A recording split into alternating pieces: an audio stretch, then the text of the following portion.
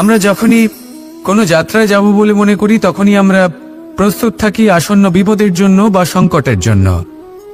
যেমন যদি আমাদের মনে হয় যে আজকের পরিবেশ খুব ঠান্ডা হবে, তাহলে আমরা গরম বস্ত্র ধারণ করি বা সেটাকে সাথে নিয়ে যাই। যদি মনে হয় যে বৃষ্টি হতে পারে বা বৃষ্টি হয়ে চলেছে আমরা দেখছি, তাহলে আমরা একটা ছাতা সাথে নিয়ে নিই। আমরা প্রস্তুত থাকতে চাই এবং এটাই উচিত, এবং সেই কারণেই আমরা যাত্রায় সাফল্য লাভ করি। কিন্তু যদি আমরা কথা বলি জীবনযাত্রা নিয়ে, যা কিনা সব থেকে বেশি গুরুত্বপূর্ণ, তাহলে তার জন্য আমরা পূর্ণরূপে প্রস্তুত থাকি না। আশেপাশের মানুষ, এই সমাজ, আমাদের সাথী, আমাদের মিত্ররা যে কোনো মুহূর্তে বদলে যেতে পারেন। সেই জন্য আমরা নিজেদেরকে কখনো সাবধান করি না, কখনোই নিজেদের প্রস্তুত করি না। আমাদের এটা কখনোই মনে হয় না যে এরকম হতে পারে, আর সেই কারণেই শেষে গিয়ে আমরা অত্যন্ত দুঃখ পাই। একটা অমূল্য শিক্ষা আছে যেটা আমাদের লাভ করা উচিত। সতর্ক থাকা উচিত। এই জীবনযাত্রার জন্য শুধুমাত্র এই পরিবেশের বিষয়ে তথ্য সংগ্রহ করা বা তাকে অনুমান করা এটুকু হলেই চলবে না। আমাদের আশেপাশের মানুষজনকে দেখতে হবে, তাদের স্বভাব পরিস্থিতির ওপর নজর রাখতে হবে। যখন তারা রং পাল্টাচ্ছেন নজর রাখতে হবে, তা অত্যন্ত আবশ্যক। পরিবর্তন আপনার জীবনে অবশ্যম্ভাবী। সঠিকভাবে তার সম্মুখীন হন। আসুন আমার সাথে ভালোবেসে বলুন, রাধা রাধা।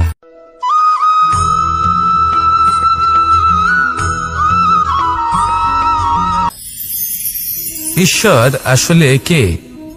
সংসারের বেশিরভাগ মানুষের কাছে ঈশ্বর হলেন এই সংসারের রচয়িতা, পালনকর্তা। কারোর কাছে উনি জ্ঞাতা, কারোর কাছে উনি হলেন আস্থার প্রতীক, আবার কারোর জন্য শুধুমাত্র অন্ধবিশ্বাস। কিন্তু এই ঈশ্বর কি কোনো শরীর, নাকি একটা বোধ, নাকি শুধুই শ্রদ্ধা? ঈশ্বর হলেন তিনি যিনি হলেন আপনার ইষ্ট। সেই জন্যই তো গুরু, মাতা, পিতা এনাদেরও ঈশ্বরই বলা হয়েছে। যাদেরকে আমরা ঈশ্বর বলে মনে করি, যারা আমাদের ইষ্ট, তারা আমাদের একটি পথ দেখান, একটি দিকে চালিত করেন। সেই পথে চলে আপনি শুভ কর্ম করতে পারেন। আর যখন কোনো ব্যক্তি তার ঈশ্বরের আদেশ পালন করেন, তখন সে নিজে থেকেই শুভ পথে অগ্রসর হয়ে যান। বেশ কয়েকজন মানুষ ঈশ্বরের ওপর আস্থা রাখেন এবং ভাবেন যে অনুচিত কোনো কাজ করা উচিত নয়, ঈশ্বর দেখছেন। ওনারা ভয় পান যে কোনো অনুচিত কর্ম করলে কে জানে তার পরিণাম কি হবে। এমন অনেক ব্যক্তি রয়েছেন যারা ঈশ্বরকে বিশ্বাস করেন এবং জানেন যে ঈশ্বর তাদেরকে দেখছেন, তাই যে যে শুভ কর্ম ওনারা করেছেন তার ফল তারা অবশ্যই পাবেন। এবার আপনি ভয় পেয়ে ঈশ্বরকে বিশ্বাস করবেন, নাকি বিশ্বাসের দ্বারা ঈশ্বরকে বিশ্বাস করবেন, সেই সিদ্ধান্ত আপনারই।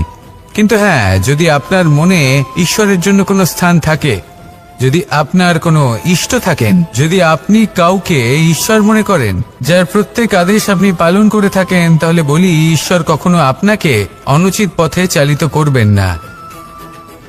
আসুন আমার সাথে ভালোবেসে বলুন, রাধা রাধা।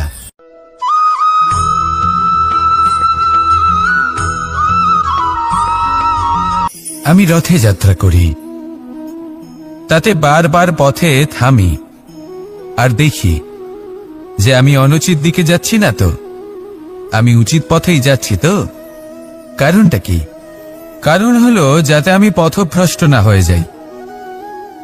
জীবনযাত্রাতেও এটাই প্রয়োজন। জীবনযাত্রায় ভোগবিলাসের পথে হারিয়ে যাওয়া খুব সহজ। বারবার থেমে আপনাকে দেখতে হবে, নিজেকে কিছু প্রশ্ন করতে হবে। আমি কি আজ সেই কর্মই করছি যেটা আমি করতে চেয়েছিলাম? আমি কি আজ সেই জীবন যাপন করছি যেমন আমি যাপন করতে চেয়েছিলাম? যদি এই প্রশ্নগুলোর উত্তর হ্যাঁ হয়, তাহলে এগোতে থাকুন, নয়তো থেমে যান এবং বিচরণ করুন। মনে রাখবেন, এই সংসার অত্যন্ত জটিল, আর এতে হারিয়ে যাওয়া অত্যন্ত সরল। সেই জন্য নিজে থেকে বারবার থামা এবং জীবন চিন্তন করা অত্যন্ত আবশ্যক। তাহলে সেটাই করুন, আর আমার সাথে ভালোবেসে বলুন, রাধা রাধা।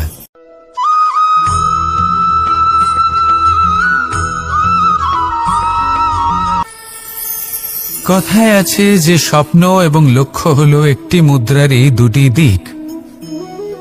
যতক্ষণ না স্বপ্ন দেখছেন ততক্ষণ বুঝবেন কি করে আপনার লক্ষ্য কি।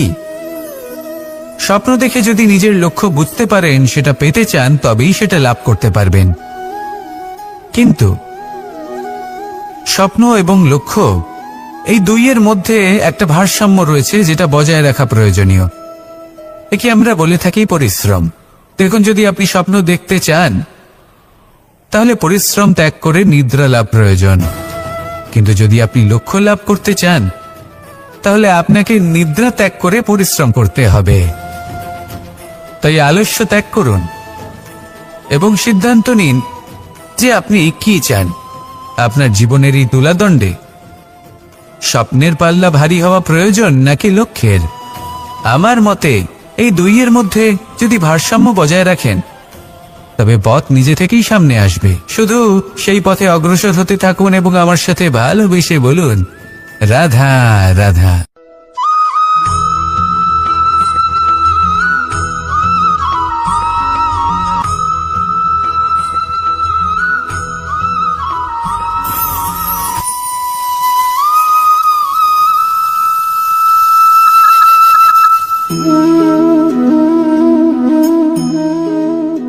মোহনের বাঁশির এই সুর, এই সঙ্গীত কার না পছন্দ হয়?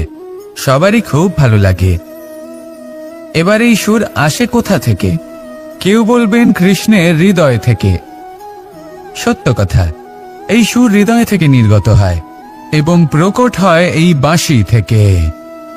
এই বাঁশিটাকে দেখুন, এই ছিদ্রগুলি দেখুন, প্রত্যেকটা সুর থেকে নিজস্ব একটা স্বর নির্গত হয়।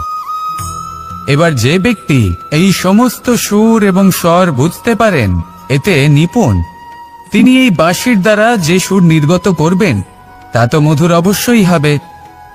এবার জীবনের সাথেও কিছুটা এরকমই ঘটে। জীবনের কিছু নীতি থাকে, অর্থ, কুটুম্ব এবং আধ্যাত্মিক। যদি জীবনের প্রত্যেকটা মুহূর্ত সুখময় হয় এরকম আপনি চান, তাহলে এই তিনটি নীতিতে আপনাকে নিপুণ হতে হবে। কোনো একটি বিশেষ নীতির প্রতি যদি আপনি বেশি ঝুঁকে পড়েন তাহলে বাকি দুই নীতি থেকে যা সুখ লাভ করা সম্ভব তা পারবেন না। ধন অর্জন করতে হবে পরিবারের জন্য, পরিবারের সুখ মনের শান্তির জন্য, মনে শান্তির প্রয়োজন মনের শুদ্ধতার জন্য।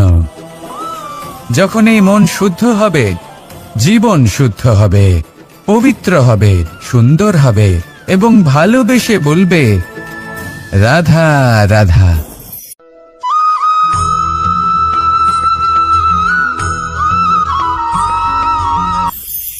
আপনারা সবাই একটা গাছের পাতাকে দেখুন। যতক্ষণ পর্যন্ত গাছের সাথে, মানে গাছের ডালের সাথে জুড়ে থাকে, সে সবুজ থাকে, বাতাসের সাথে সে নড়তে থাকে। যতক্ষণ পর্যন্ত ও সূর্য থেকে পাওয়া রশ্মির শক্তি গাছে পৌঁছে দেয় ততক্ষণ ও ডালের সাথে যুক্ত থাকে। কিন্তু যখন সেই পাতা শুকিয়ে যায় তখন তার কোনো গুরুত্ব থাকে না। সেই পাতা গাছের ডালে এবং বৃক্ষের কাছে বোঝা হয়ে থেকে যায়। এবং এমন এক সময় আসে যখন সেই ডালটি শুকনো সেই পাতাকে পরিত্যাগ করে। এটাই আমরা এই প্রকৃতিতে দেখি এবং এটাই হলো সত্য। আর এটাই আমাদের জীবনে খুব বড় একটা শিক্ষা। যদি আপনিও নিজের জীবনে নিজের আপনজনদের কাছে বোঝা স্বরূপ হয়ে দাঁড়ান, তাহলে তারা আপনাকে যতই ভালোবাসুক না কেন, ওনারা যদি নাও চান তাহলেও এমন এক দিন আসবে যখন আপনার আপনজন আপনাকে পরিত্যাগ করবে। সেই জন্য সবসময় আত্মনির্ভর হয়ে ওঠার চেষ্টা করুন। নিরন্তর পরিশ্রম করতে থাকুন, কারোর উপর বোঝা হয়ে থাকবেন না, বরং তার সাথে মিলে দায়িত্ব পালন করুন। এমনটা করবেন তাহলে আপনার সম্মানও বজায় থাকবে এবং সম্পর্কের মধ্যে আপনার মূল্যও বজায় থাকবে। আসুন আর আমার সাথে ভালোবেসে বলুন, রাধা রাধা।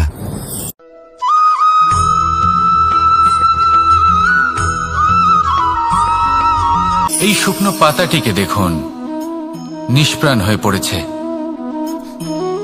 কোনো একটা সময় এই পাতাটি একটা গাছের ডালে ছিল। সেই গাছ ওর লালন পালন করত।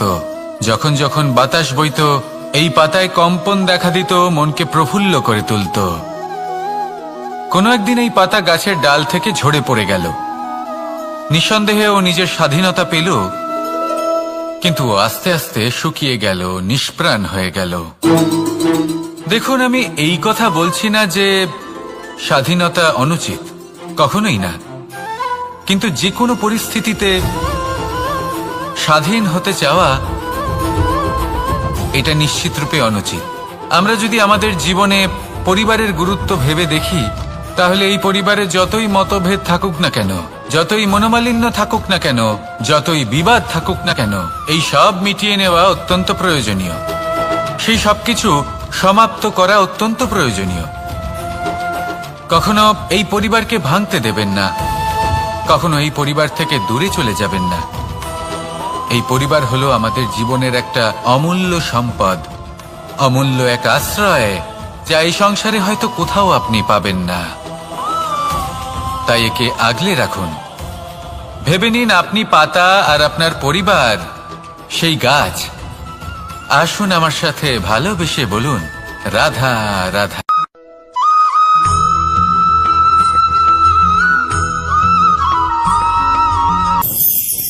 প্রেম আড়াই অক্ষর, মাত্র আড়াই অক্ষরের এই শব্দ প্রেম, এর মধ্যে ত্রিলোকের এবং সমগ্র ব্রহ্মাণ্ডের বীজ নিহিত আছে। এমন কি আছে যা এই প্রেম করতে পারে না? যেখানে শক্তি এবং বিদ্যা প্রয়োগ করে আপনি কিছুই করতে পারবেন না, সেটাও প্রেম দ্বারা অর্জন করা সম্ভব। প্রেম চাইলে পাথরেও ফুল ফোটাতে পারে। প্রেম চাইলে ন্যাড়া পাহাড়ের বুক চিরে নদীপথ তৈরি করতে পারে। চাইলে নিরক্ষর ব্যক্তিকে সংসারের শ্রেষ্ঠ জ্ঞানী করে তুলতে পারে। শুধুমাত্র এই প্রেমের জন্য সবার দুষ্ট কানাই ঘনশ্যাম হয়ে উঠেছিল। শুধুমাত্র এই প্রেমের টানেই ত্রিলোকের স্বামী দ্বারকাধীশ নির্ধন সুদামার পদসেবাও করেছিলেন। এই প্রেম হলো সংসারের সবথেকে বড় শক্তি। এই সংসারের আধার হলো প্রেম। এমন কিচ্ছু নেই যা এই প্রেমের পক্ষে সম্ভব নয়। যেখানে বিদ্যা এবং শক্তি সাহায্য করতে পারে না, সেখানে এই প্রেম আপনাকে জয়ী করে দিতে পারে। তাহলে আসুন আর আমার সাথে ভালোবেসে বলুন, রাধা রাধা।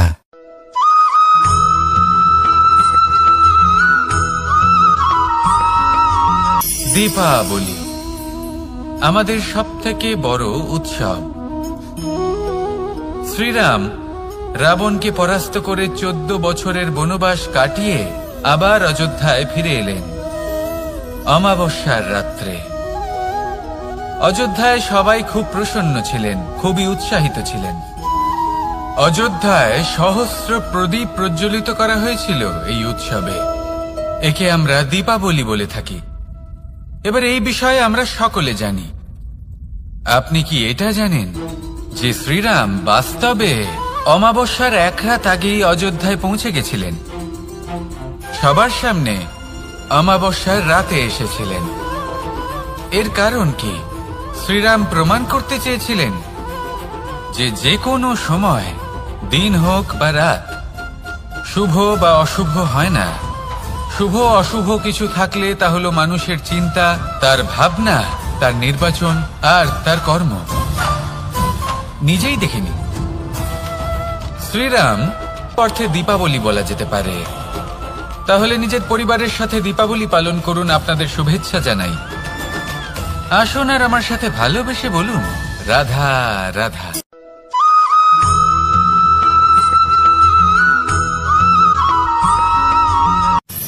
মানুষের এই জীবন, মানুষ জন্ম নেয়, একটা নির্দিষ্ট সময়ের পরে এই সংসার ত্যাগ করে চলেও যায়। এবার শুধু এটাই আবশ্যক নয় যে এই জীবনকালকে আপনি যাপন করবেন, শুধু এটাই গুরুত্বপূর্ণ নয়। আবশ্যক এবং গুরুত্বপূর্ণ হলো এটা যে এই জীবনকালে আপনি এমন কিছু করেন যাতে এই সংসারের মঙ্গল হয়, যাতে এই সংসার আপনাকে মনে রাখে, আপনার থেকে প্রেরিত হয়, আপনার মতো হতে চায়, প্রত্যেক বছর আপনার জন্মতিথির অপেক্ষা করে। এমনভাবে আপনার জন্মদিন পালন করে যাতে সেটা মহোৎসবের আকার ধারণ করে। এবার এই জন্মদিন এমনি এমনি মহোৎসবে পরিণত হয় না। তখন হয় না যখন কোনো ব্যক্তি রাজার রূপে বা কোনো গোয়ালার রূপে জন্মগ্রহণ করে। তখন পরিণত হয় যখন একজন মানুষ জন্মগ্রহণের পরে এই সংসারকে কোনো শিক্ষা দিয়ে যান। কিভাবে একজন মানুষ গোয়ালা থেকে রাজা হতে পারে, কিভাবে একজন মানুষ অসত্য থেকে সত্যের পথে চলতে শুরু করেন, অধর্ম থেকে ধর্মের পথে চালিত হতে পারেন, কিভাবে অন্ধকার থেকে প্রকাশের দিকে যেতে পারেন, কিভাবে নিজের আত্মাকে পরমাত্মার সাথে মিলিত করতে পারেন। তা সে রামনবমী হোক বা জন্মাষ্টমী হোক, তাদের জীবনের সাথে জড়িত প্রত্যেক মুহূর্ত একটা পরবের আকার ধারণ করে। তাহলে আপনিও এইভাবে নিজের জীবন যাপন করতে থাকুন। এই সংসারে শুধু ভালোবাসা বিতরণ করুন, কিছুটা এমন ভাবে বিতরণ করুন যাতে আপনি এই সংসার থেকে চলে যাওয়ার পরেও এই সংসারে আপনি শুধুই ভালোবাসা বিতরণ করতে পারেন। যদি আপনি এরকম করেন, সংসারকে প্রেরণা দেন, তাহলে আপনার জীবনও রাধা কৃষ্ণের প্রেমের মতোই অলৌকিক এবং দৈব হয়ে উঠবে। আসুন আর আমার সাথে ভালোবেসে বলুন, রাধা রাধা।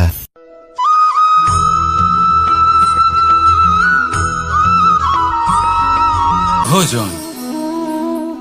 এই সংসারে যেই হোক না কেন, কোনো মানুষ হোক, কোনো প্রাণী হোক, কোনো কীট হোক বা কোনো বনস্পতি হোক, প্রত্যেকের জন্য ভোজন অতি আবশ্যক।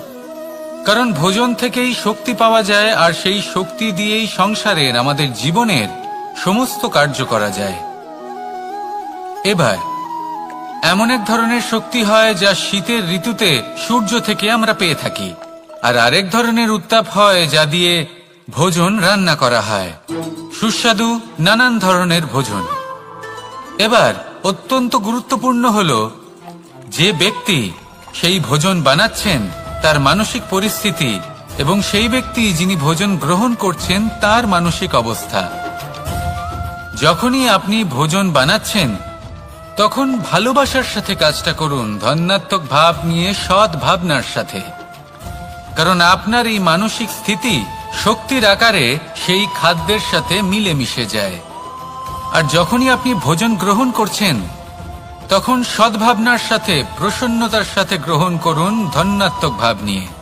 যদি আপনি প্রসন্নতার সাথে রান্না করেন, প্রসন্নতার সাথে খাদ্য গ্রহণ করেন, তাহলে আপনি প্রসন্নই থাকবেন, আর মন সুপ্রসন্ন হয়েই বলবে, রাধা রাধা।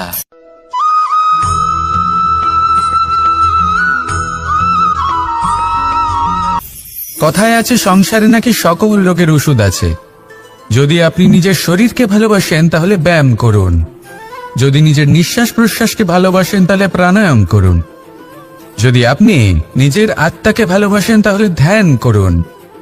কিন্তু যদি আপনি নিজের জীবনকে, পরমাত্মাকে ভালোবাসেন তাহলে সকলকে ভালোবাসতে থাকুন।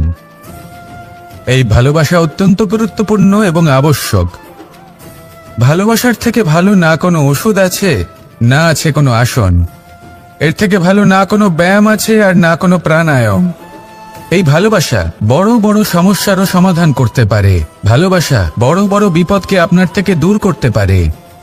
এই ভালোবাসাই আপনাকে জীবনে বাঁচতে শেখায়, কারণ ভালোবাসাই হলো জীবনের আসল সত্য। তাহলে আসুন আর আমার সাথে ভালোবেসে বলুন, রাধা রাধা।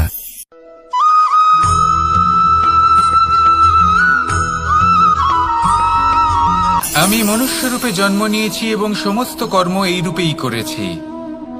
কিন্তু আশ্চর্যের বিষয় হলো যে আজও মানুষ আসেন এবং হাত জোর করে প্রার্থনা করেন যেন আমি ওনাদের সহায়তা করি। আপনাদের একটা কথা বলতে চাই, আমি সকলকে সাহায্য করতে পারবো না, কিন্তু আমি শিক্ষা অবশ্যই দিতে পারবো, জ্ঞান প্রদান করতে পারবো। এমন কিছু জ্ঞান যার ভিত্তিতে মানুষ যা চাইবেন তাই লাভ করতে পারবেন যদি সঠিক কর্ম করতে থাকেন। যখন কংসের অসুররা, আপনি অবশ্যই লাভ করবেন। আর এই মন সুপ্রসন্ন হয়ে বলবে, রাধা রাধা।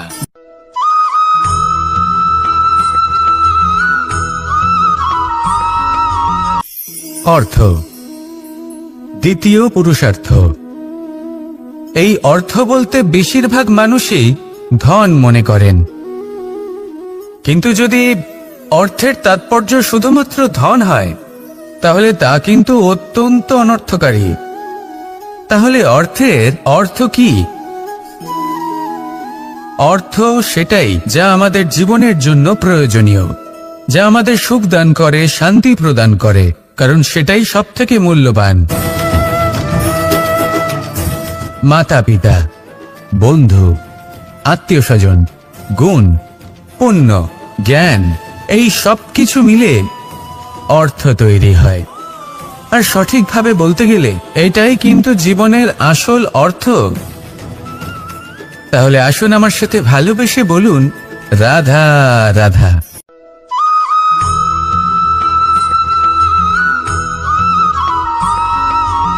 সুখ, দুঃখ এবং শক্তি, এই তিন হলো এই সংসারের ত্রিদেবের মতো।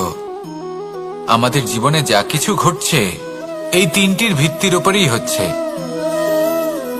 আসলে এই সংসারের একটা নিয়ম আছে, যখনই আপনি কিছু লাভ করেন এই সংসার আপনার পরীক্ষা নেয়। এটা জানার জন্য আপনার পরীক্ষা নেয় যে আপনি যা কিছুই লাভ করেছেন আপনি কি আদৌ সেটার যোগ্য কিনা। ঠিক সেইভাবেই এই সুখ, দুঃখ এবং শক্তি আপনার পরীক্ষা নিয়ে থাকে। যখন সুখ আসে তখন সে আপনার পরীক্ষা নেয় যে আপনার মধ্যে অহংবোধ জাগ্রত হয়নি তো। যদি অহংবোধ চলে আসে তাহলে সুখ সেখানেই সঙ্গ ত্যাগ করে। দুঃখ আপনার ধৈর্যের পরীক্ষা নিতে থাকে, আর যদি আপনার মধ্যে ধৈর্য না থাকে তাহলে এটা আপনাকে আরো বেশি দুঃখের গভীর অন্ধকারে ঠেলে দেবে। সেখানে শক্তি পরীক্ষা নেয় আপনার বিনম্রতার। যদি আপনি বিনম্র না হন তাহলে হয় এই শক্তি আপনার সঙ্গ ত্যাগ করবে, নয় এই শক্তি বিনম্রতার অভাবে আপনার পতনের কারণ হতে পারে। এই সংসারে যে কোনো ব্যক্তি যিনি এই পরীক্ষায় উত্তীর্ণ হয়ে থাকেন এই জীবনে তিনি সাফল্য লাভ করেন। আসুন আমার সাথে ভালোবেসে বলুন, রাধা রাধা।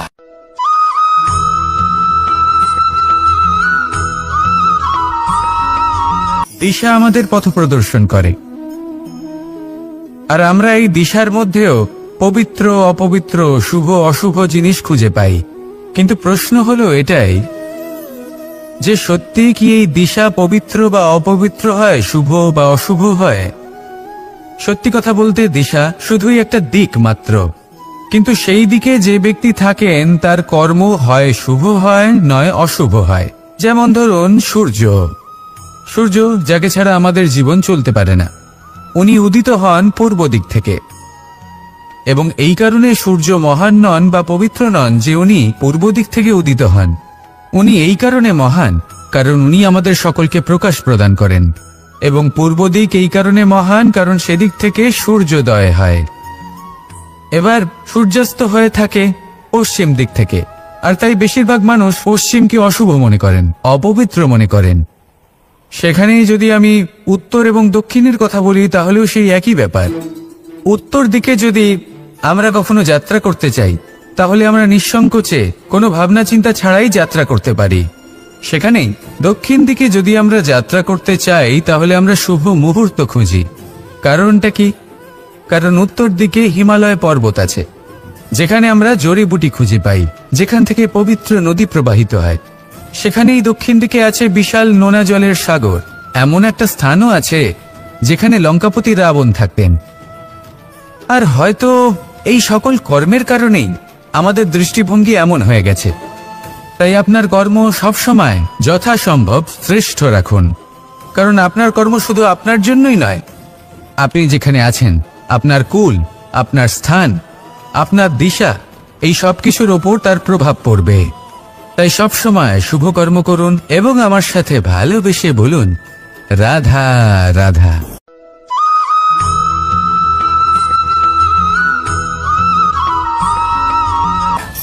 একবার একটা শেয়াল বনে বিচরণ করছিল। ও একটা ছোট্ট শাবক দেখতে পেল। ও ভাবলো, আজ একেই আমি খাবার হিসেবে গ্রহণ করব। আশেপাশে দেখলো কেউ দেখছে না, তো কেউ ছিল না, আর সেই শাবকের ওপর আক্রমণ করলো, যা হলো একটা ঘোর অপরাধ। বনের নিয়ম অনুসারে আপনি কখনোই শাবকের উপর আক্রমণ করতে পারেন না। তারপর এই খবরটা যখন রাজা সিংহ জানতে পারলেন, সভার আয়োজন করলেন। কিন্তু সেখানে শেয়াল বলল, আমি তো এরকম কিছু করিনি। কিন্তু যদি আপনি এরকম বলেন, কোনো প্রমাণ দিন, এর কোনো সাক্ষী আছে? তখন রাজা সিংহ পেঁচাকে ডেকে পাঠালেন, যে সেই মুহূর্তে বৃক্ষের শাখার ওপর বসেছিল। সে সব কিছু দেখেছিল। পেঁচা সব সত্যি কথা বলল, আর শেয়ালকে মৃত্যুদণ্ড দেয়া হলো। এবার এই কাহিনী আমি আপনাকে কেন শোনালাম? কারণ মানুষও কখনো কখনো এরকম কর্ম করেন যা শিয়াল করেছে। এটা ভাবেন কেউ দেখছে না, যখন আমি অনুচিত কর্ম করতেই পারি। কিন্তু না, আপনি যাই করুন না কেন, কেউ না কেউ অবশ্যই তা দেখছে। কোনো ব্যক্তি না হলেও কোনো প্রাণী, না হলে কোনো যক্ষ বা দেব বা প্রেত। যদি এনারা কেউ না দেখেন, তাহলে ধরিত্রী মাতা দেখেন, যেখানে দাঁড়িয়ে আপনি সেই কর্ম করছেন, তাই না? তাই একটা কথা সবসময় মনে রাখবেন, কে দেখছেন কে দেখছেন না সেই বিষয়ে ভাবা ছেড়ে দিন। এটা খুব সহজ কথা। আপনি যদি উচিত কর্ম করেন, উচিত ফল পাবেন। যদি অনুচিত কর্ম করেন, তাহলে আপনি অনুচিত ফল অবশ্যই পাবেন। সেই জন্য উচিত পথে চলতে থাকুন, উচিত কর্ম করতে থাকুন, আর আমার সাথে ভালোবেসে বলুন, রাধা রাধা।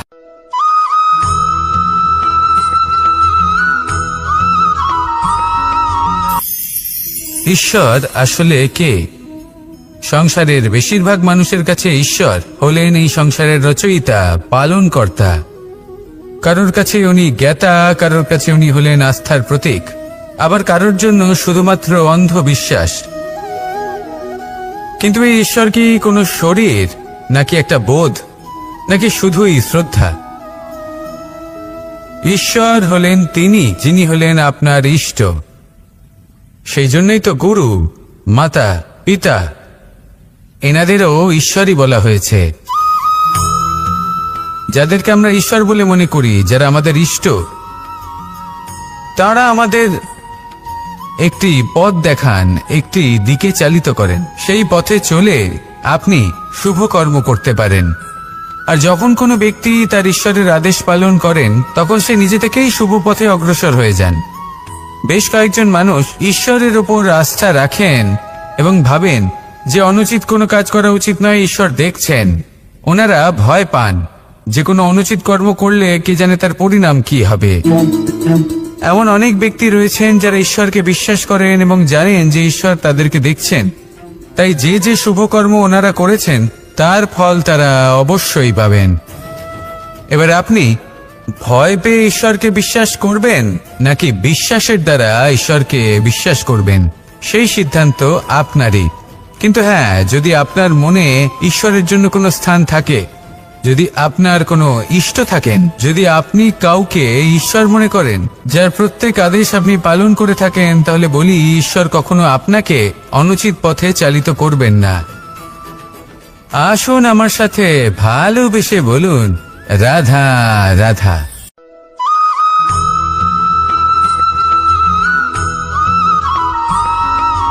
মানুষ যখন এই সংসারে প্রবেশ করে, অর্থাৎ জন্মগ্রহণ করে, তখন নিশ্চিন্তে থাকে, আনন্দে থাকে। কিন্তু যেই মাত্র তার মধ্যে বোধশক্তি আসে, তখন সে চিন্তা করতে শুরু করে। চিন্তা ভবিষ্যতের, সেই সমস্ত বিষয় নিয়ে চিন্তা করে যা ওর হাতে নেই। তারপর বড় হয়, বিবাহ সম্পন্ন হয়, গৃহস্থ জীবন যাপন করে, তারপর আবার চিন্তায় মগ্ন হয়ে যায়। ভাবে, এই যে আমার পরিবার, আমি কি ঠিকমতো তার খেয়াল রাখতে পারছি?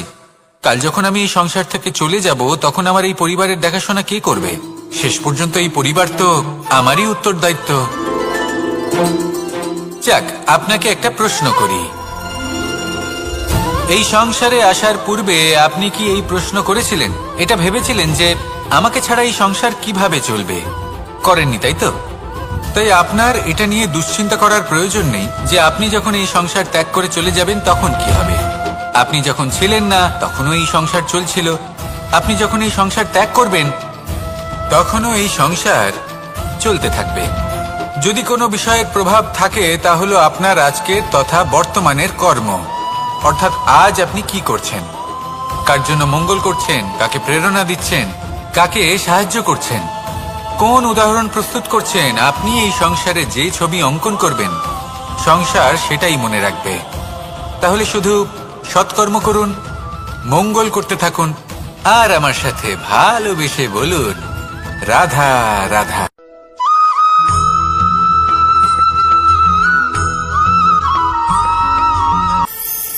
কথায় আছে যে স্বপ্ন এবং লক্ষ্য হলো একটি মুদ্রারই দুটি দিক। যতক্ষণ না স্বপ্ন দেখছেন ততক্ষণ বুঝবেন কি করে আপনার লক্ষ্য কি। স্বপ্ন দেখে যদি নিজের লক্ষ্য বুঝতে পারেন, সেটা পেতে চান, তবেই সেটা লাভ করতে পারবেন। কিন্তু স্বপ্ন এবং লক্ষ্য এই দুইয়ের মধ্যে একটা ভারসাম্য রয়েছে, যেটা বজায় রাখা প্রয়োজনীয়। একে আমরা বলে থাকি পরিশ্রম। দেখুন, যদি আপনি স্বপ্ন দেখতে চান তাহলে পরিশ্রম ত্যাগ করে নিদ্রা লাভ প্রয়োজন। কিন্তু যদি আপনি লক্ষ্য লাভ করতে চান তাহলে আপনাকে নিদ্রা ত্যাগ করে পরিশ্রম করতে হবে। তাই আলস্য ত্যাগ করুন এবং সিদ্ধান্ত নিন যে আপনি কি চান। আপনার জীবনের এই তুলাদণ্ডে স্বপ্নের পাল্লা ভারী হওয়া প্রয়োজন নাকি লক্ষ্যের?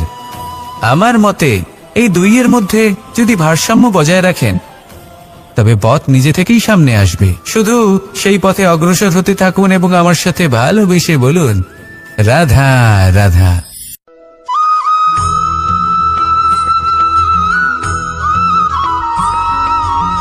সংসারে আমাদের জীবনে যখন কোনো সুখ বা দুঃখ আসে, তার জন্য আমরা কাউকে না কাউকে অবশ্যই দায়ী করে থাকি, তাই না? এই ব্যক্তি আমাদের সাথে এরকম কাজ করেছেন, তাই আমার সাথে এমন হলো। ওই ব্যক্তি যদি এমনটা না করতেন তাহলে আজ আমি ওই স্থানে পৌঁছতে পারতাম। সবই আপনার দৃষ্টিভঙ্গির ওপর নির্ভরশীল। আর যদি আপনার দৃষ্টিভঙ্গি এমন হয় তাহলে তা অনুচিত। সত্যি কথা বলতে এই সংসারে ভিন্ন ভিন্ন ধরনের মানুষ আছে। এটা আপনার ওপর নির্ভর করছে কিভাবে তাদের স্বাগত জানাবেন। একবার ভাবুন, আমি আমার দুটো হাত সামনে নিয়ে এলাম, দুটো মুঠো খুলে দিলাম। দুই প্রকারের মানুষ আসবেন, কিছু না কিছু দিয়ে যাবেন। এই মুঠো যদি আমি বন্ধ করে দিই তাহলে না কেউ আমাকে কিছু দিতে পারবে, না আমার কিছু যাবে আসবে। নিশ্চয়ই বুঝতে পারছেন এই দুই ধরনের ব্যক্তি কারা এবং তারা কি দিয়ে যান। আমি যদি নিজের মুঠো খুলে দিই তাহলে কিছু ভালো মানুষ আসবেন, আমাকে আনন্দ, সন্তুষ্টি, জ্ঞান প্রদান করে যাবেন, ভালো অভিজ্ঞতা দিয়ে যাবেন। কোনো খারাপ ব্যক্তি যদি আসেন তাহলে তিনিও খারাপ অভিজ্ঞতা দেবেন, যার থেকে আমি শিক্ষা লাভ করব। এই সব কিছু আমি লাভ করতে পারি। মুঠো যদি বন্ধ করে রাখি তাহলে আমি কিছুই পাবো না। দেখুন, এই সংসারে প্রত্যেকের জীবনে এইরকম। প্রত্যেকের জীবনে সবকিছুই আছে, ভালো খারাপ দুই মানুষই আছে। ভালো অভিজ্ঞতা আছে, খারাপ অভিজ্ঞতা আছে। নির্ভর করছে আপনার উপর যে আপনি কি করবেন, এনাদের স্বাগত কিভাবে জানাবেন, কার থেকে কি বুঝবেন, কি শিখতে পারবেন, আর কোন দৃষ্টিভঙ্গি নিয়ে অগ্রসর হবেন। এটাই নির্ধারণ করবে যে আপনার জীবন কেমন হবে। আসুন আমার সাথে ভালোবেসে বলুন রাধা রাধা।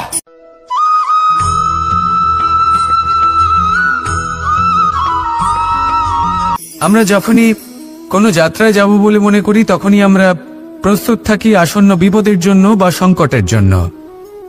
যেমন যদি আমাদের মনে হয় যে আজকের পরিবেশ খুব ঠান্ডা হবে তাহলে আমরা গরম বস্ত্র ধারণ করি বা সেটাকে সাথে নিয়ে যাই। যদি মনে হয় যে বৃষ্টি হতে পারে বা বৃষ্টি হয়ে চলেছে আমরা দেখছি, তাহলে আমরা একটা ছাতা সাথে নিয়ে নিই।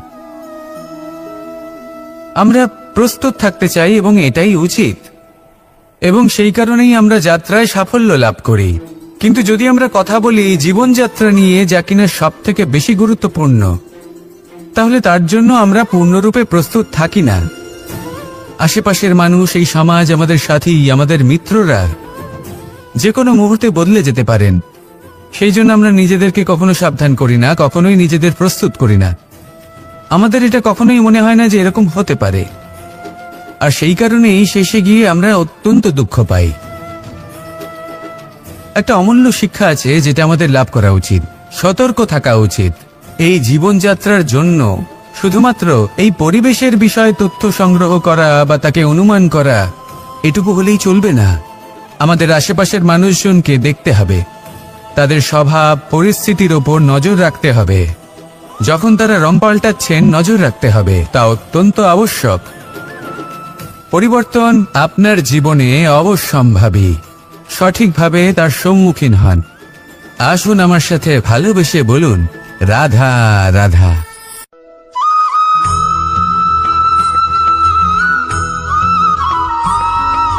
জীবনে যখন কোনো ব্যক্তি নিজের লক্ষ্য প্রাপ্তির জন্য নিরন্তর পরিশ্রম করতে থাকেন, চেষ্টা করতে থাকেন, তখন তিনি কষ্ট অনুভব করেন, কখনো শারীরিক কষ্ট, কখনো মানসিক কষ্ট। এবার উনি এটা ভাবতে থাকেন যে আমি কি উচিত করছি নাকি অনুচিত করছি। কারণ অন্যদিকে এমন একজন ব্যক্তিও আছেন যিনি একদমই পরিশ্রম চেষ্টা করছেন না। তিনি মদিরা পান করেন, বিলাসিতায় জীবন কাটান, অলস প্রকৃতির হয়ে ওঠেন, নিদ্রাতে বিলীন হয়ে থাকেন আর ভাবেন যে তিনি সুখ লাভ করছেন। কিন্তু এরকম কেন হয়? কারণ যখন আমরা সৎ পথে থাকি, উচিত পথে চলি, লক্ষ্য প্রাপ্ত করার জন্য চেষ্টা করতে থাকি, তখন আমাদের ভেতরে থাকা নেতিবাচক শক্তি এবং পাপ এই দেহকে ত্যাগ করে দেয়। আর এই অনুভূতিটাই আমাদের দুঃখের অনুভূতি দেয়, কষ্ট দেয়। এবার সেখানে যদি আমরা কুপথে চলি, অনুচিত পথে চলতে থাকি, তাহলে আমাদের ভেতরে থাকা পুণ্য এবং ধনাত্মক শক্তি আমাদের দেহ ত্যাগ করে দেয়। আর এই অনুভূতির কারণেই আমরা সুখ অনুভব করি। কিন্তু কখনো ভাববেন যে এই সুখ বেশি সময় পর্যন্ত থাকে না। সেই জন্য সবসময় মনে রাখবেন, যদি আপনি জানেন যে এটাই আপনার লক্ষ্য, এটাই উচিত পথ, শুভ পথ, তাতে নিরন্তরভাবে এগিয়ে যেতে চেষ্টা করতে থাকুন। এই কষ্ট আপনাকে সুখের পরাকাষ্ঠায় কখন পৌঁছে দেবে তা আপনি জানতেই পারবেন না। আসুন আমার সাথে ভালোবেসে বলুন, রাধা রাধা।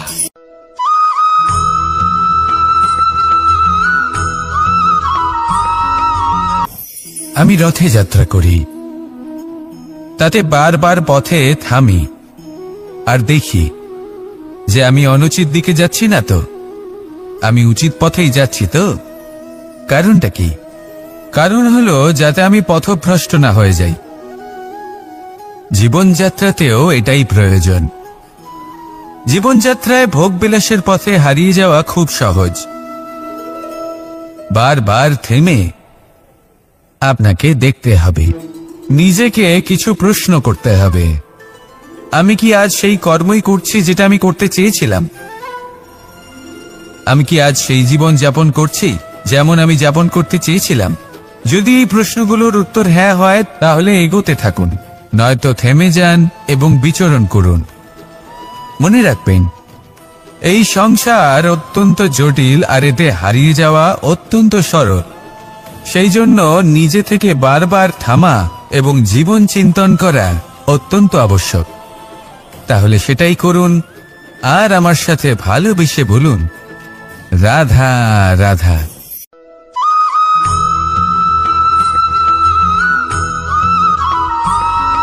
প্রত্যেক মানুষ নিজের জীবনে হীরক তথা হিরে এবং দর্পণ এই দুই দেখেছেন।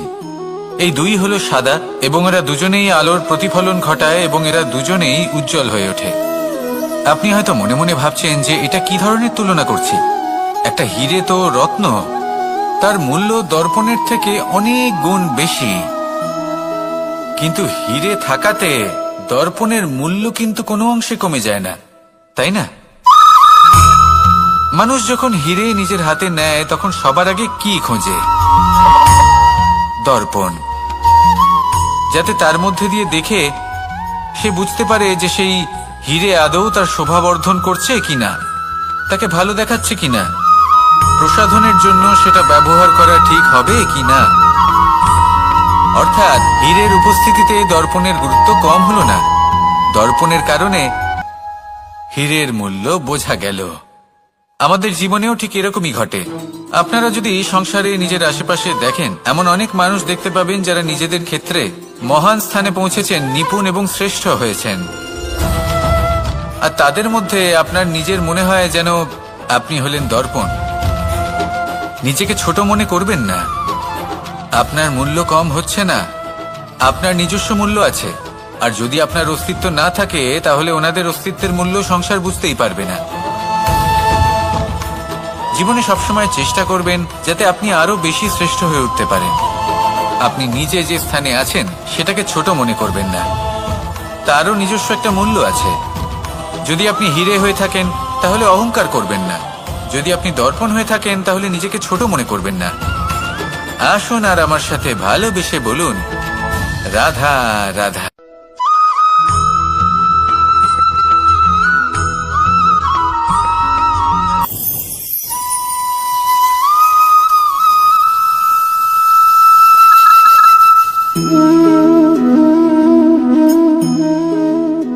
মোহনের বাঁশির এই সুর, এই সঙ্গীত কার না পছন্দ হয়, সবারই খুব ভালো লাগে।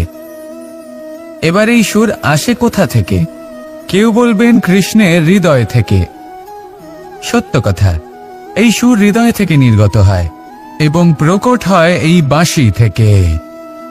এই বাঁশিটাকে দেখুন, এই ছিদ্রগুলি দেখুন, প্রত্যেকটা সুর থেকে নিজস্ব একটা স্বর নির্গত হয়। এবার যে ব্যক্তি এই সমস্ত সুর এবং স্বর বুঝতে পারেন, এতে নিপুণ, তিনি এই বাঁশির দ্বারা যে সুর নির্গত করবেন তা তো মধুর অবশ্যই হবে। এবার জীবনের সাথেও কিছুটা এরকমই ঘটে। জীবনের কিছু নীতি থাকে, অর্থ, কুটুম্ব এবং আধ্যাত্মিক। যদি জীবনের প্রত্যেকটা মুহূর্ত সুখময় হয় এরকম আপনি চান, তাহলে এই তিনটি নীতিতে আপনাকে নিপুণ হতে হবে। কোনো একটি বিশেষ নীতির প্রতি যদি আপনি বেশি ঝুঁকে পড়েন, তাহলে বাকি দুই নীতি থেকে যা সুখ লাভ করা সম্ভব তা পারবেন না। ধন অর্জন করতে হবে পরিবারের জন্য, পরিবারের সুখ মনের শান্তির জন্য, মনে শান্তির প্রয়োজন মনের শুদ্ধতার জন্য। যখন এই মন শুদ্ধ হবে, জীবন শুদ্ধ হবে, পবিত্র হবে, সুন্দর হবে এবং ভালোবেসে বলবে, রাধা রাধা।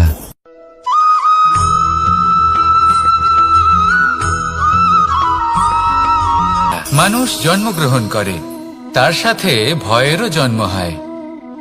ছোটবেলা থেকেই আমাদের মনে কোনো না কোনো প্রকারের ভয় থেকেই যায়।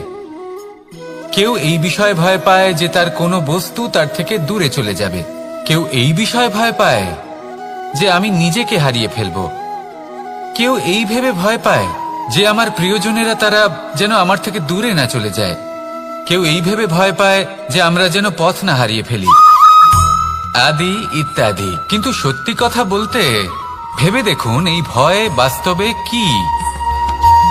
শুধুই একটা মনস্থিতি, আর কিছুই নয়। যা কিছু আপনি জীবনে পেয়েছেন তা একদিন আপনাকে হারাতে হবে। এই জীবন হলো আপনারই, কিন্তু তাও একদিন সমাপ্ত হবে। তাই ভয় পেয়ে কি লাভ? এই ভয় শুধু আপনাকে জীবন যাপন করা থেকে বাধা দিচ্ছে, আর কিচ্ছু নয়। পথ হারিয়ে ফেললেই বুঝতে পারবেন যে নতুন পথ কিভাবে বানাতে হয়। কিছু মানুষকে জীবন থেকে হারালে তবেই আপনি বুঝবেন যে আপনার আপনজনকে। এই ভয়ের কারণে ভীত হয়ে থাকবেন না। এই তারা নক্ষত্র অন্ধকারের অভাবে গুরুত্ব হারায়। শিবকেও মহাদেব হওয়ার জন্য বিষ পান করতে হয়েছিল। প্রত্যেক পরিস্থিতি, প্রত্যেক সাফল্য আপনার পরীক্ষা নেবে, তাতে উত্তীর্ণ হওয়া হলো আপনার কর্ম। যখনই আপনি ভয় পাবেন বা সংকটের সম্মুখীন হবেন, তখন সাহসের সাথে তার সম্মুখীন হন। মনে রাখবেন, যে সম্মুখীন হতে জানে সাফল্য তার সাথে সবসময় থাকে। আসুন আর আমার সাথে ভালোবেসে বলুন, রাধা রাধা।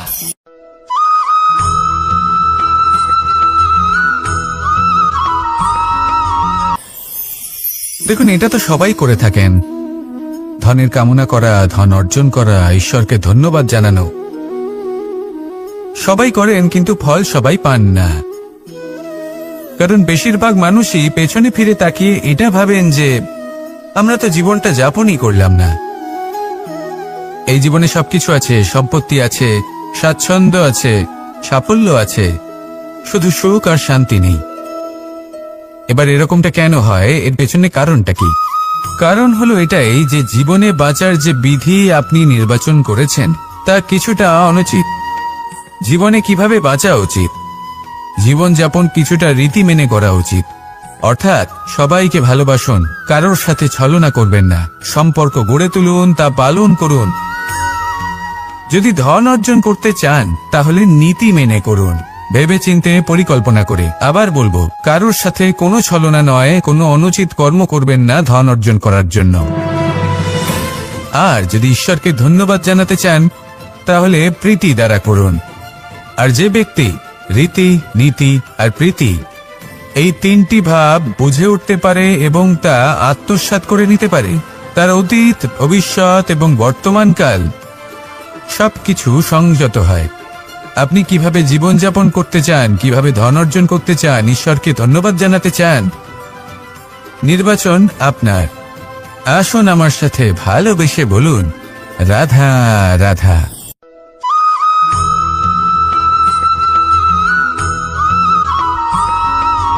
এই সংসারে সবথেকে বেশি কোমল বস্তু হলো রেশম। এই রেশম এতটাই কোমল হয় যে এর পুরো একটা থান শুধুমাত্র একটা হাতে ধরা সম্ভব। কখনো ভেবে দেখেছেন এই রেশম কিভাবে হয়? একটি কীট তার লালার দ্বারা উৎপন্ন হয়। এই কীট সেই রেশমকে পাক দিতে থাকে, পাক দিতেই থাকে আর আস্তে আস্তে তার মধ্যেই জড়িয়ে পড়ে। শেষে ওর এই সুন্দর অমূল্য সৃষ্টি রেশমের এই সুতো তার নির্মাণ কার্য পূর্ণ হয়, কিন্তু তাতেই ও নিজে বন্দী হয়ে যায়। নিজেরই মায়াজালের এই বন্দী গৃহে নিজেই ফেঁসে যায়।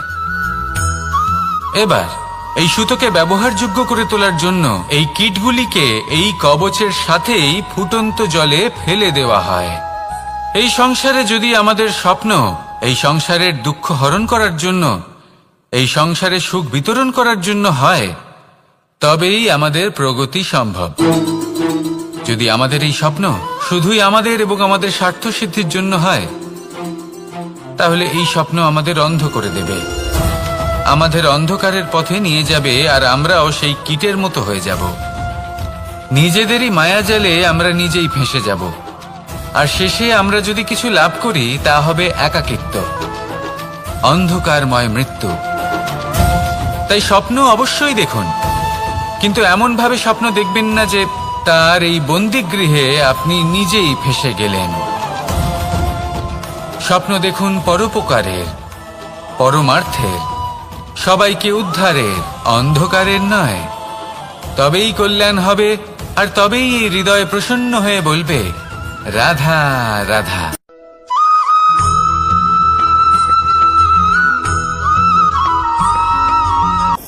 কখনো কোনো বৃক্ষকে দেখেছেন? এই ধরিত্রী থেকে ততটুকুই জল নেয় যতটুকু তার প্রয়োজন। কোনো প্রাণীকে দেখুন, এই প্রকৃতি থেকে ততটুকুই খাবার গ্রহণ করবে যতটুকু তার খিদে রয়েছে, খিদে মিটে গেলে আর খাবে না।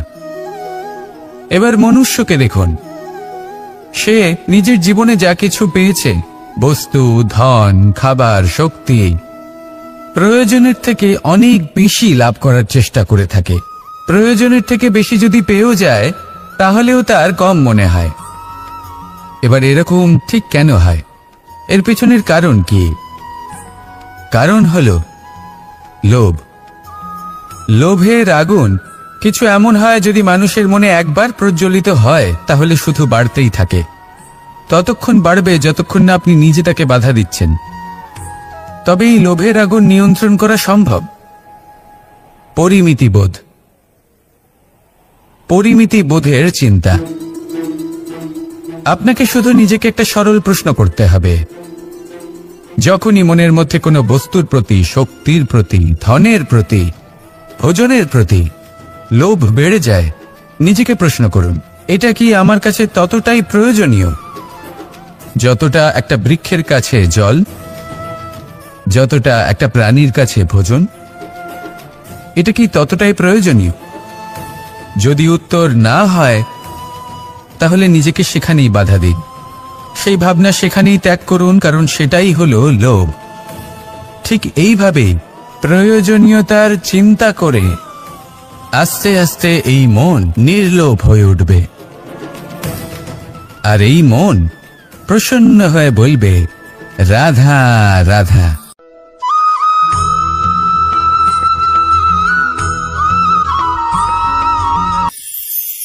মানুষ যখনই কোনো কাজ করেন তখন ওনার মনে একটা প্রশ্ন অবশ্যই আসে যে এই কাজের পরে লোকে নিন্দা করবে নাকি প্রশংসা করবে। এই বিষয়ে ভাবতে ভাবতে ওনারা এটা বুঝতে ভুলে যান যে নিন্দা এবং প্রশংসার বিষয়ে ভেবে ওনারা নিজেদের একাগ্রতা এবং সমর্পণ দুটোই হারিয়ে ফেলেন। নিন্দা হবে ভেবে ভয় পাওয়ার কি প্রয়োজন? নিন্দাতে অনুচিত কি আছে? উচিত দৃষ্টিভঙ্গি দিয়ে ভেবে দেখুন। নিন্দা এবং প্রশংসা এই দুটোই হলো অনিবার্য। নিন্দা যখনই হয় তখন যে যাই বলুক না কেন, আপনি একটা সুযোগ লাভ করেন, একটা সুযোগ নিজের ভুল বুঝতে পারার, সেটা শুধরে নিতে পারেন, নিজের পথ বদলে নিতে পারেন আর সাফল্যের পথে অগ্রসর হতে পারেন। একটা শিক্ষা পাওয়া যায় এই নিন্দা দ্বারা। আর যখন প্রশংসা লাভ হয় তখন আমাদের মন আনন্দে ভরে ওঠে। এই দুটোই অত্যন্ত প্রয়োজনীয়। সেই জন্য নিন্দা এবং প্রশংসার এই খেলায় জীবনের অঙ্কটা বদলে ফেলবেন না, সেটা অনুচিত হবে। কারণ জীবন না শুধু নিন্দার বিষয় আর না শুধু প্রশংসার, জীবন হলো আত্মিক সুখের বিষয়। যখন আপনি কোনো শ্রেষ্ঠ কাজ করেন, আপনার মন আপনাকে বলে দেবে যে আজ আপনি কোনো শুভ কাজ করেছেন। সেটাই হলো আত্মিক সুখ, এটাই হলো জীবন।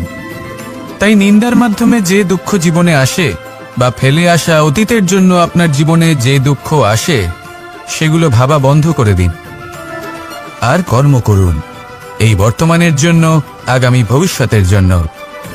আসুন আমার সাথে ভালোবেসে বলুন, রাধা রাধা।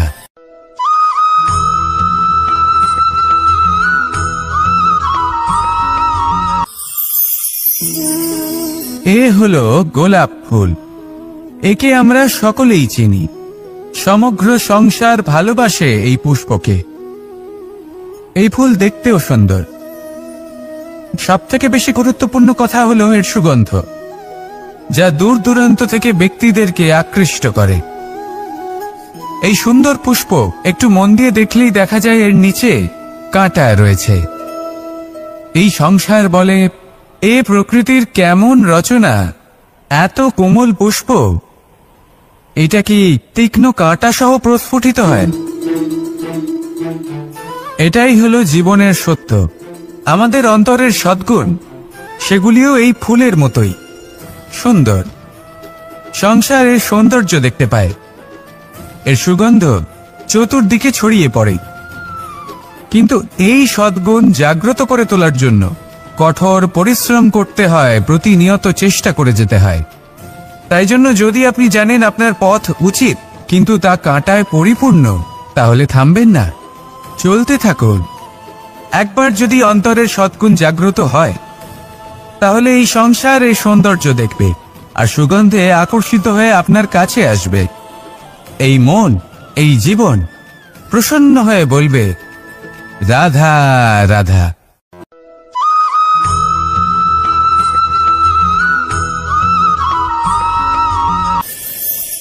প্রত্যেকটি মানুষ জীবনে কখনো না কখনো এই কথাটা নিশ্চয়ই শুনেছেন যে ভাগ্যের থেকে বেশি আর সময়ের পূর্বে কিছুই পাওয়া যায় না। আর এটা সত্যিও বটে, কিন্তু এর থেকেও বড় একটা সত্যি আছে, আর সেটা হলো যে আপনি নিজেই নিজের ভাগ্য রচনা করতে পারেন নিজের কর্মের দ্বারা। যেমন ধরুন, যদি আপনার ভাগ্যে কোনো জিনিস না থাকে তাহলে সেটা এসেও চলে যাবে, আর যদি ভাগ্যে কিছু থাকে তাহলে তা নিজেই আসবে, যদি আপনি সেই কর্ম করেন। যেমন ধরুন পাণ্ডবরা, ওনাদের জীবন কি ছিল, ওনাদের সাথে কি হয়েছিল? ওনাদের পিতা বনবাসী হয়েছিলেন, অকাল মৃত্যু লাভ করেছিলেন। এবার এটাই যদি ওনারা নিজেদের ভাগ্য বলে মেনে নিতেন আর কিছুই না করতেন, তাহলে মহাভারতের সেই যুদ্ধে জয়লাভ করে সমস্ত ভূমণ্ডলের স্বামী কি করে হয়ে উঠতেন? অর্থাৎ হতে পারে সিংহ বনের রাজা, কিন্তু শিকার নিজে পায়ে হেঁটে তার কাছে আসে না। সেই ভোজন লাভ করার জন্য সিংহকে কর্ম করতেই হয়। তাহলে আপনার ভাগ্যে যেটা আছে সেটা আসবে, কিন্তু কর্মের জোরে আসবে। তাই কর্ম করতে থাকুন আর আমার সাথে ভালোবেসে বলুন, রাধা রাধা।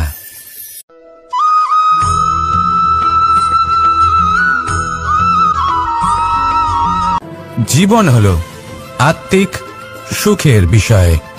যখন আপনি কোনো শ্রেষ্ঠ কাজ করেন, আপনার মন আপনাকে বলে দেবে যে আজ আপনি কোনো শুভ কাজ করেছেন। সেটাই হলো আত্মিক সুখ, এটাই হলো জীবন। তাই নিন্দার মাধ্যমে যে দুঃখ জীবনে আসে, বা ফেলে আসা অতীতের জন্য আপনার জীবনে যে দুঃখ আসে, সেগুলো ভাবা বন্ধ করে দিন আর কর্ম করুন এই বর্তমানের জন্য, আগামী ভবিষ্যতের জন্য। আজ আপনাকে আমি একটা কাহিনী শোনাবো।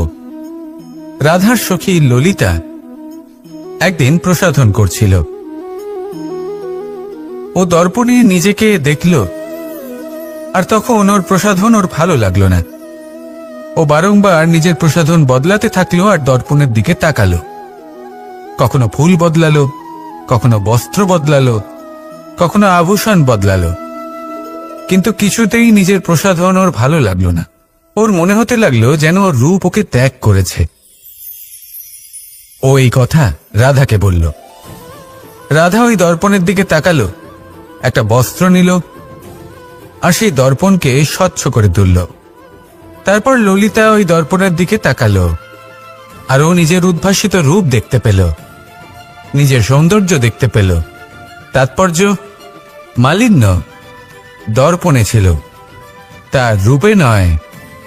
ঠিক সেইভাবেই এই দর্পণের মতোই হলো আমাদের মন। যদি এতে মালিন্য থাকে, তাহলে এই সংসারের সবকিছুই মলিন বলে মনে হবে। আপনি যদি এই সংসারের সৌন্দর্য দেখতে চান, এই সংসারের শুভ কি সেটা জানতে চান, তাহলে নিজের মনকে স্বচ্ছ করে তুলুন। আসুন আমার সাথে ভালোবেসে বলুন, রাধা রাধা।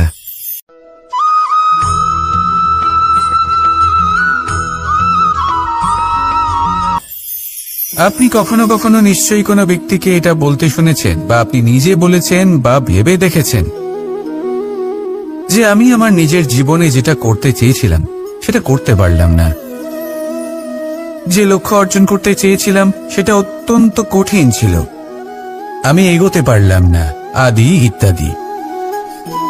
আমরা সবাই কখনো না কখনো ভাবি যে লক্ষ্য আমরা নির্ধারণ করেছি সেটা আমাদের পক্ষে অত্যন্ত কঠিন, প্রায় অসম্ভব।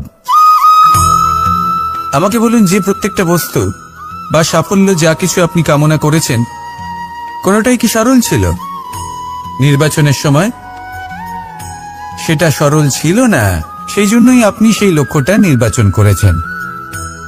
কারণ সংসারের যে কোনো বস্তু বা কোনো সাফল্য যদি খুব সহজে পাওয়া যায় বা কম চেষ্টা করেই লাভ করা যায়, সেটা আমাদের ততটা সন্তুষ্ট করে না।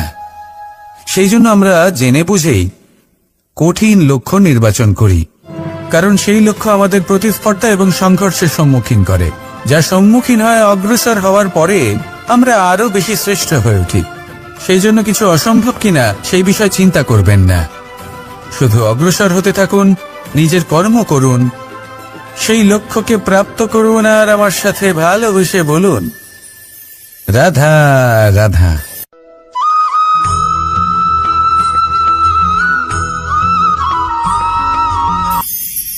ঈশ্বর আসলে কে?